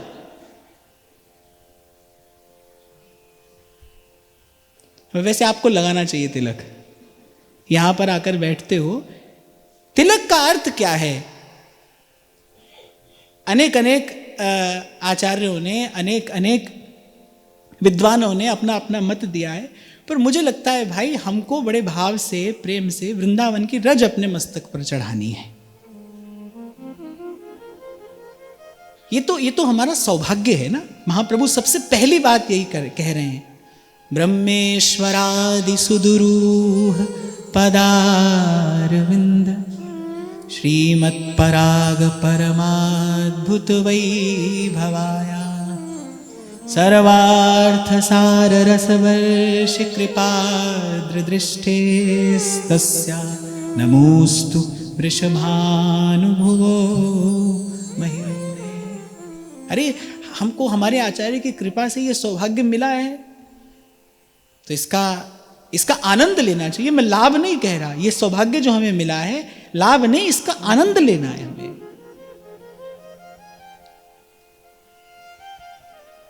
ये तिलक नहीं तो श्री जी के चरण रज है, उसको मस्तक पर चढ़ाना है, शिरोधार्य करना है आदर से। अच्छा, इसकी बात तो ध्रुवदास जी ने भी कही, इसकी बात तो ध्रुवदास जी ने भी कही, ता पाछे रच पच करे सुंदर तिलक बनाए। रच पच करे, रच पच माने बड़े प्रेम से, बड़े भाव से, चाव से, भाव से भी और चाव से भी, ता पाछे रच पच करे सुंदर तिलक बनाए। सेवा में फिर जाना है। तो कल से भाई ऐसे किसी का मस्तक सूना नहीं दिखाई दे। यहां पर आप आते हो तो मस्तक पर श्री जी की चरण रज तो होनी चाहिए। यही हमारा सौभाग्य है। सौभाग्यवती जो माता होती है, वो कोई और आभूषण धारण करे न करे, कम करे अधिक करे, पर उसके मस्तक पर सौभाग्य सूचक चिन्ह तो होना ही चाहिए ना, होना ही चाहिए।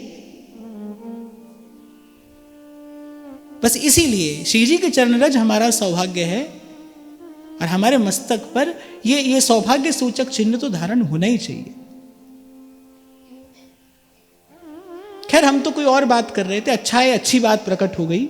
बात करते करते हम तो और बात कर रहे थे, माने कि देखा जाता है ऐसे कि बहुत सतही तौर पर हम क्या करना क्या नहीं करना इसी में लगे रहते। ठीक है भाई, जितना हो जाए करो, किसी दिन न हो जाए कोई बात नहीं। मूल बात है श्वास श्वास सिमरे गोविंद। भजन नहीं छूटे भाई, नाम नहीं छूटे। हम मैले कुचैले पापी पतित जैसे हैं, योग्य अयोग्य जो हैं, हमको हमारे आचार्य की कृपा से अलभ्य लाभ मिल गया है। बस कोई भी श्वास बिना नाम के नहीं जाए। सोवत जागत रटू निरंतर राधा राधा गाम। अब हो सकता है भाई कोई ये कहे कि पहले ये करो फिर भजन करो। मैं कहता हूं पहले भजन करो, सबसे पहले भजन करो। आप अपनी योग्यता मत देखो, आप भजन की ओर देखो, सतत भजन की ओर देखो। श्री जी के स्वभाव का विचार करो, उसी का आश्रय करो। नाम जपो, नाम जपो। हरदम हीरा लाल है, बस गिन गिन गुरु को सौंप। यही साधन भी है भाई, यही सिद्धि भी है। यही साधन भी है हमारा और यही हमारी सिद्धि भी है। अंत में यही हमें प्राप्त करना है। बाकी सब उपविधियां हैं, ठीक हैं, शोभा होती है मस्तक की तिलक से। कोई आपको देखेगा तो उसके मन में एक पवित्र भाव का उदय होगा, आपको देखकर, मस्तक पर तिलक देखकर। मैं तो कई बार आपसे पहले भी कहता था ना, हाथ में माला हो। मैं कभी जाता था, एयरपोर्ट पर बैठा होता था, तो ऐसे कभी लूं नहीं लूं, उस समय तो ले लेता था। नहीं तो क्या होता है, यहां वहां से कोई आएगा, आपके साथ फोटो करा ले, ऐसा कर ले वैसा कर ले। हाथ में माला होती है तो व्यक्ति लगा रहता है, दूसरा व्यक्ति दूर रहता है, कम से कम आपसे प्रपंच की बात नहीं करता। आपके माथे पर तिलक होगा, आप व्यवहार में रहते हैं, आपके माथे पर तिलक होगा ना, तो कोई आपके हाथ में ऐसी वैसी खाने पीने की वस्तु नहीं पकड़ाएगा, आपके माथे पर तिलक देखकर। यानी ये जो हमारे आचार्यों ने हमें दिया है ना, ये क्या है, ये एक प्रकार से संसार को दूर रखने वाला है, संसार से बचाने वाला है। हाँ, पर साथ ही साथ मैं ये भी कह रहा हूं, किसी दिन किसी समय ऐसी कोई विधि न भी बन पाए, कोई बात नहीं, कोई चिंता नहीं है, पर नाम नहीं छूटे भाई। सब है रोग की औषध नाम, नाम नहीं छूटे, भजन नहीं छूटे, स्मरण नहीं छूटे। और सेवक जी कह रहे हैं, जो ऐसा अनन्य साधु है, कह रहे उसी का ही इस जगत में, इस संसार में जन्म लेना सफल है, सार्थक है। धन्य सुतात धन्य सोमाई, संतत सकल सुनहु चित लाई। श्री हरिवंश प्रताप जस, सुधन्य धन्य विश्व में जन्म सत्य लेखी।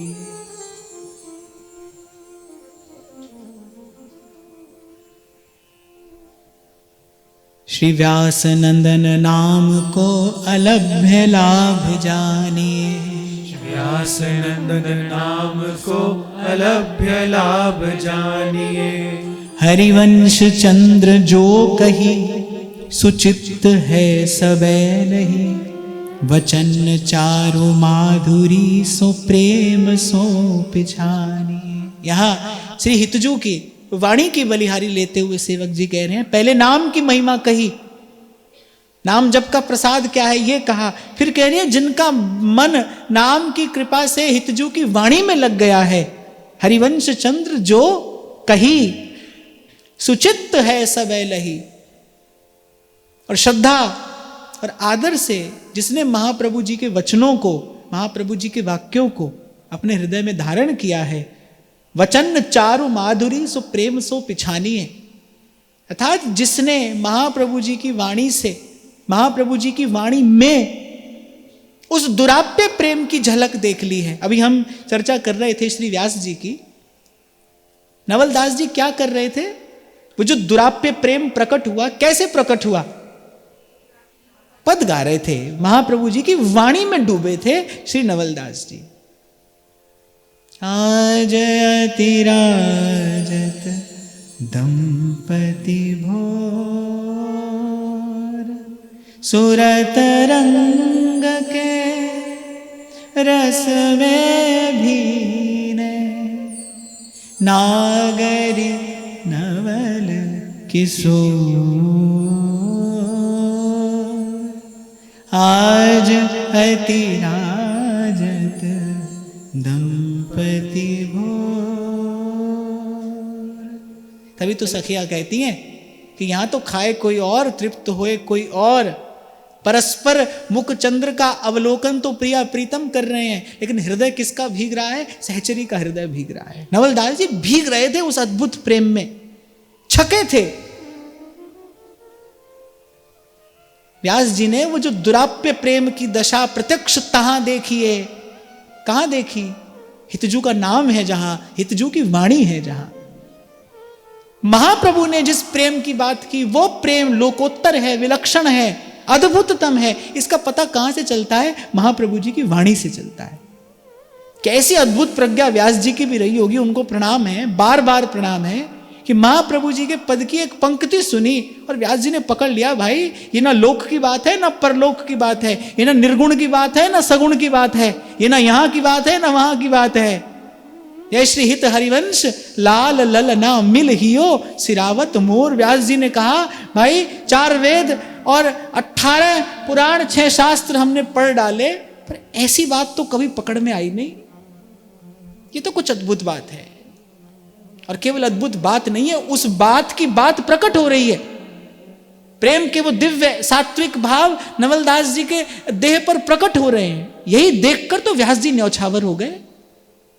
तो सेवक जी कह रहे हैं ये अलभ्य लाभ है, हरिवंश नाम का ये अलभ्य लाभ है। इस अद्भुत प्रेम की जो माधुरी है, इसका स्वाद चखने को मिल जाता है।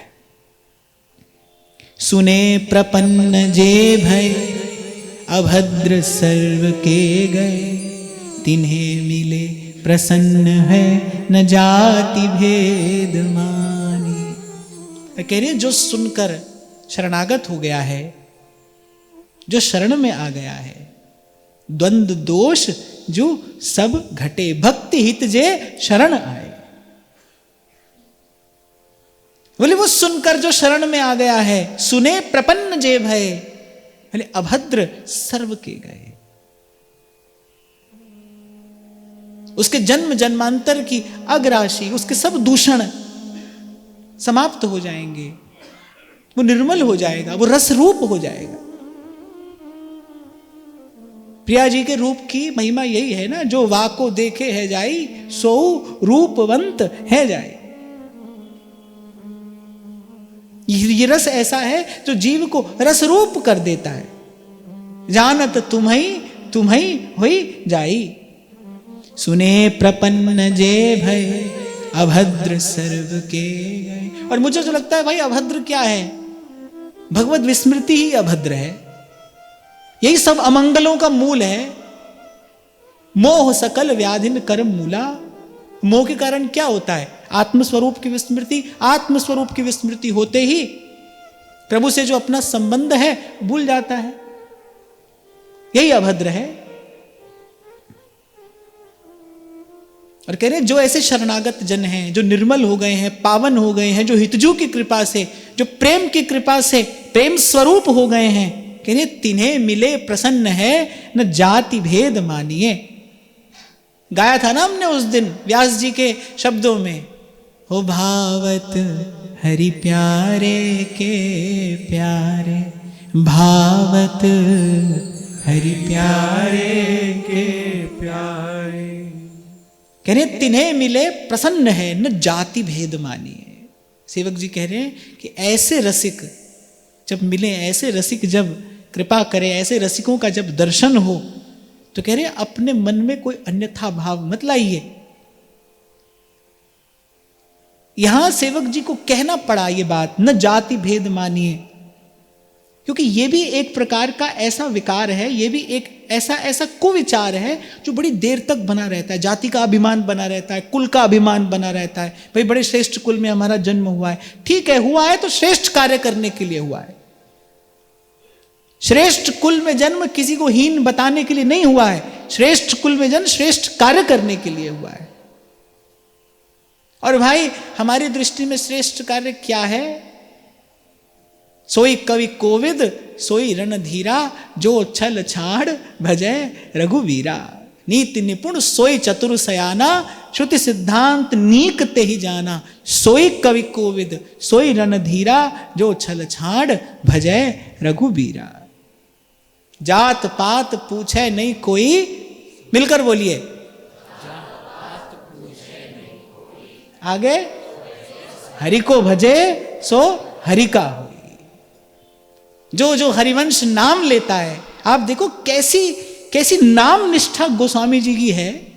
जब पहली बार मैंने ये 2 पंक्तियां पढ़ी थी तो ऐसे रोम रोम पुलकित हो गया था। ऐसे लगा था जैसे कोई विद्युत की धारा ने भीतर कहीं प्रवेश कर लिया। और गोस्वामी जी कह रहे हैं, तुलसी जाके मुख ते धोखे हूं निकसत राम। और गोस्वामी जी की वाणी जो है वो तो वेद वाणी के समान है, प्रमाणिक। कहने तुलसी जाके मुख ते धोखे हूं निकसत राम, वाके पग की पग तरी मेरे तन को चाम। आके पग की पग तरी मेरे तन को चाम। तो यहां सेवक जी कह रहे हैं, जो हितजू का भजन करते हैं, सुने प्रपन्न जे भय अभद्र सर्व के गए, तिन्हें मिले ऐसे रसिक यदि मिले, तो प्रसन्न है न जाति भेद मानिए। यानी उस समय अपनी संकुचित बुद्धि के कारण कुछ अनुचित व्यवहार न कर बैठना, क्योंकि ऐसे रसिक कृपा जो करें तो हमसे सेवक निस्तरें। ऐसे रसिक कृपा करेंगे तभी हमारा मार्ग खुलेगा। जिनके जाने जानिए युगल चंद सुकुमार, सुभाग लाग पाई हूं प्रशंस कंठ लाई हूं, सिराय नैन देख के अभेद बुद्धिमानी।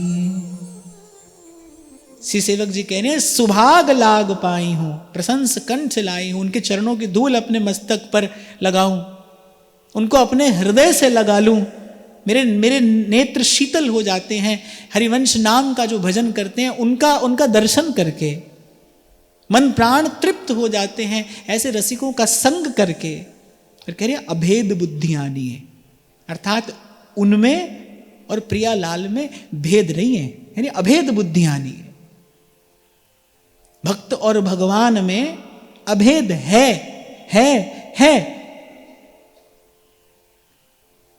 उस दिन भी हम चर्चा कर रहे थे ना, भक्ति का फल क्या है। फल का फल क्या होता है, रस होता है ना। भक्ति का फल क्या है, भगवान के भक्तों की भक्ति। ये भगवान की भक्ति का फल है। भगवत भक्ति का फल क्या है, भक्त की भक्ति। राधा वल्लभ भजत भज भली भली सब होए। सेवक जी ने स्पष्ट कहा, बोले अभेद बुद्धिमानी है, अर्थात उनमें और राधा वल्लभ लाल में भेद नहीं है। जिनके हिये बसत हैं राधा वल्लभ लाल, तिनकी पद रज धोए ध्रुव पीवत रहो सब काल। सेवक जी कह रहे हैं, उनके चरणों की धूल अपने मस्तक पर चढ़ाता हूं, उनका दर्शन करके मेरे मन प्राण शीतल हो जाते हैं, तृप्त हो जाते हैं। भावत हरि प्यारे के प्यारे, जिनके दरस परस हरि पाए, जिनके दरस परस हरि पाए, उघड़े भाग हमारे भावत हरि प्यारे के प्यारे, भावत हरि प्यारे के प्यारे। जिनके दरस परस हरि पाए, जिनके दरस परस हरि पाए, जिनके दरस परस हरि पाए, जिनके दरस परस हरि पाए, उघरे भाग हमारे भावत हरि प्यारे के प्यारे, भावत हरि प्यारे के प्यारे। दूर भय दुख दोष हृदय के, दूर भय दुख दोष हृदय के, दूर भय दुख दोष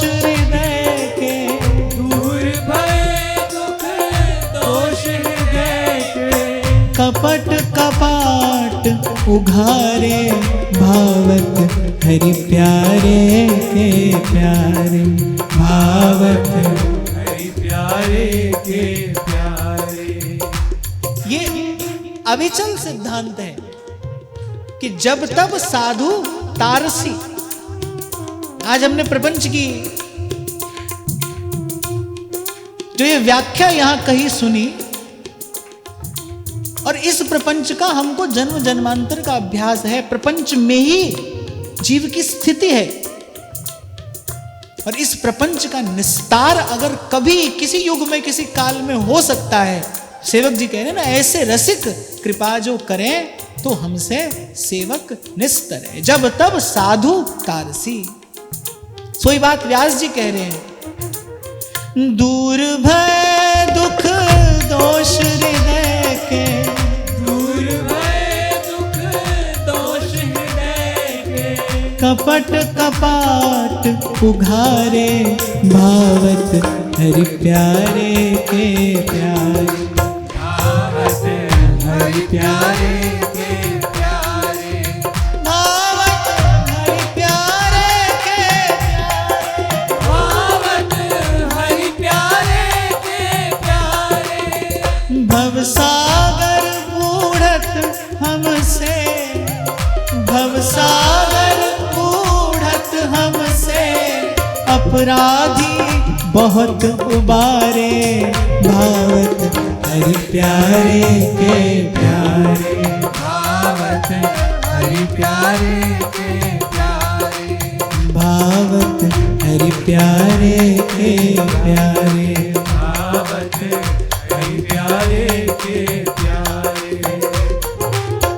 सुख मुख वचन रचन गह कोटिक, सुख मुख वचन रचन गह कोटिक, बिगड़े व्यास सुधारे, भावत हरि प्यारे के प्यारे, भावत हरि प्यारे के प्यारे, भावत हरि प्यारे के प्यारे, भावत हरि प्यारे के प्यारे, भावत हरि प्यारे के प्यारे। भावत हरि प्यारे के प्यारे। और अपनी भक्ति वेली को सुफल उसी दिन जानना चाहिए जिस दिन ऐसी वास्तविक स्थिति हो जाए, माने संत को देखकर ऐसा ही आनंद हो, सिराय नैन देख के और अभेद बुद्धि आनी, ऐसे मन प्राण शीतल हो जाए संत का दर्शन करके। और संत का दर्शन ऐसा है ही भाई, संत के दर्शन का यही फल है कि त्रिताप से तप्त जो ये जीव है, कि कुछ क्षण के लिए ही सही पर विश्राम पा जाता है। सच्चे संत की शरण में बैठ मिले विश्राम। तपा हुआ जीव आता है, और जैसे किसी पथिक को, श्रांत पथिक को एक वट वृक्ष की सघन छाया में बैठकर सुख मिलता है ना, ऐसे ही ऐसे सच्चे संत की शरण में बैठ मिले विश्राम। तन मन प्राण शीतल हो जाते हैं संत को देखकर, जिनके दरस परस हरि पाए। कृपालु है सुभाखी है, धर्म पुष्ट राखी है। अब सेवक जी महाराज कहते हैं उनकी महिमा क्या है, कहते कृपालु है सुभाखी है, जो बार बार हित की बात सुनाते हैं। सेवक जी ने अष्टम प्रकरण में भी कहा ना, जो हरिवंश को धर्म सिखावे सोई तो मेरे प्रभु ते प्रभु भारी, जो हरिवंश को नाम सुनावे तन मन प्राण ताकि बलिहारी। कह रहे कृपालु है सुभाखी है और धर्म पुष्ट राखी। श्री सेवक जी, श्री ध्रुवदास जी यदि अपने मुख से इन वाक्यों से इन सब भावों का उच्चारण नहीं करते तो क्या कभी किसी काल में, किसी स्थिति में ये लोकोत्तर, ये लोक वेद से विलक्षण ये हित का धर्म किसी के हृदय में पुष्ट रह सकता था? नहीं रह सकता था। तो कह रहे जो कृपा करके बोलते हैं, जिनको बोलने की आवश्यकता नहीं है, पर जो केवल अनुग्रह के लिए बोलते हैं, कृपालु है सुभाखी है। और धर्म की चर्चा करके, हित धर्म की चर्चा करके धर्म पुष्ट राखी हैं। हम गिरते पड़ते जीवों को बार बार आकर संभालते हैं, हम बार बार फिसलते हैं, संत कह कह कर फिर हमें संभालते हैं अपने वाक्य से, अपने वचनों से, अपने भावों से, फिर हमें भजन के मार्ग पर ले आते हैं कि उनकी बलिहारी है, धर्म पुष्ट राखी हैं। श्री व्यास नंदन नाम को अलभ्य लाभ जानिए, श्री व्यास नंदन नाम को अलभ्य लाभ जानिए। और फिर व्यास जी तो एक स्थान पर यह भी कहते हैं, जोई व्यास दास जिय भावे गो, जोई व्यास दास जिय भावे गो, सोई अंग खवासी पावे गो, सोई अंग खवासी पावे गो। प्रिया प्रीतम की सेवा किसको मिलेगी? युगल किसे अपनी सेवा प्रदान करेंगे? जो उनके मन को भा जाएगा, न जो उनकी सहचरियों के मन को भा जाएगा। जो व्यास दास ही है भावे को, प्रभु किसको अपनाएंगे, किसको स्वीकार करेंगे? जिसको संत स्वीकार कर लेंगे, जिसको संत अपना लेंगे, जो संतों का प्रिय हो जाएगा वो प्रभु का भी प्रिय हो जाएगा।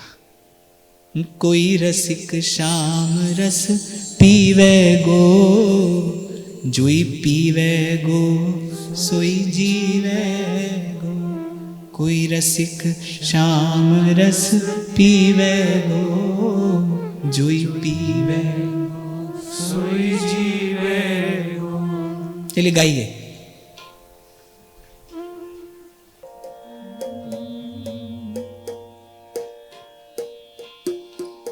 कोई रसिक श्याम रस पीवे गो, कोई रसिक श्याम रस पीवे गो, जोई पीवे गो सोई जीवे गो, जोई पीवे गो सोई जीवे गो, जोई पीवे गो सोई फूले गो, जोई पीवे गो सोई फूले गो, जोई पीवे गो सोई फूले गो, जोई पीवे गो सोई फूले गो, फिर तन धन देख न भूले गो, फिर तन धन देख न भूले गो, जोई पीवे गो सोई नाचे गो, जोई पीवे गो सोई नाचे गो, जोई पीवे गो सोई नाचे गो, जोई पीवे गो सोई नाचे गो,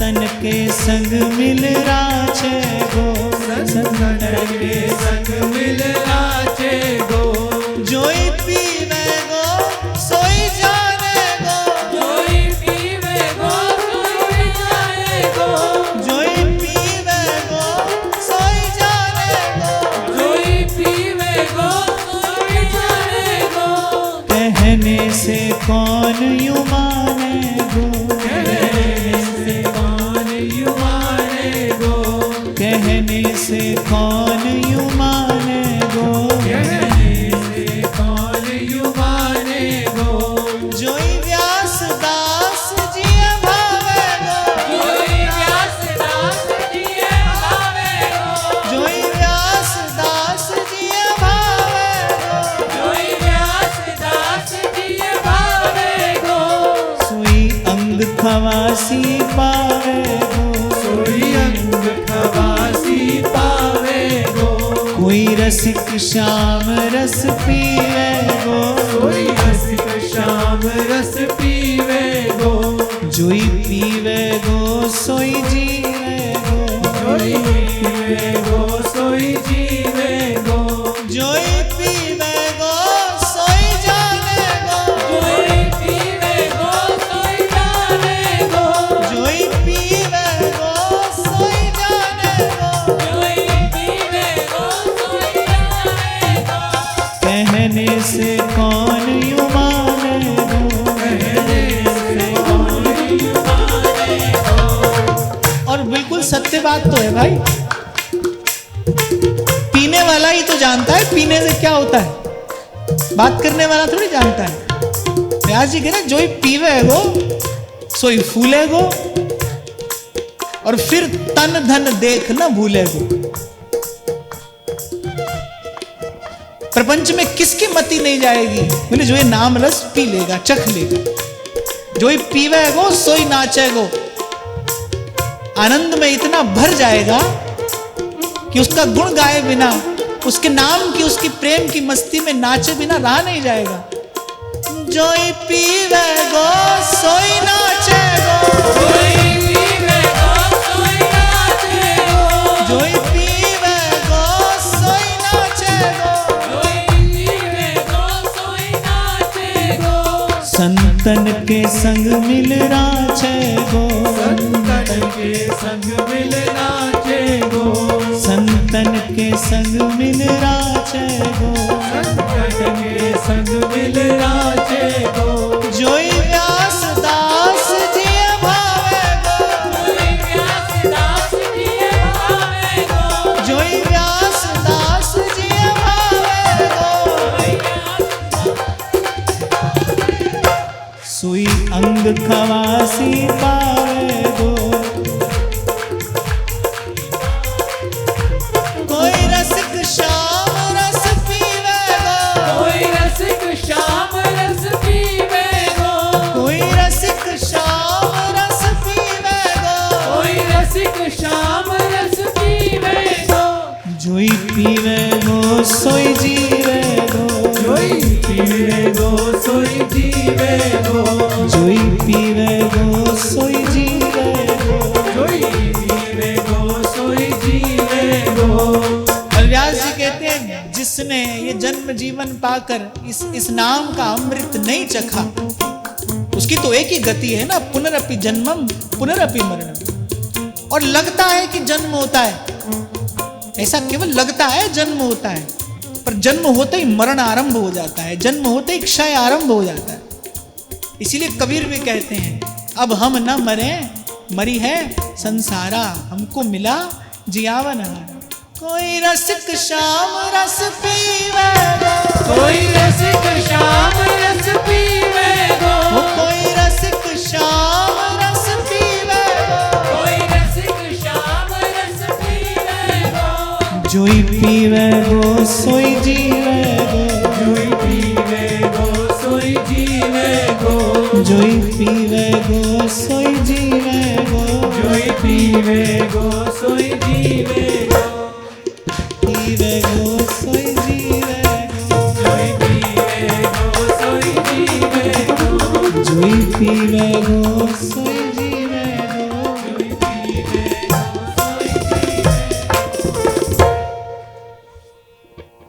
तो आज की वार्ता श्री जी के चरणों में निवेदन करते हैं। महाराज श्री के चरणों में प्रणाम। आप सबके हृदय स्थित प्रभु को, भाव प्रभु को नमन।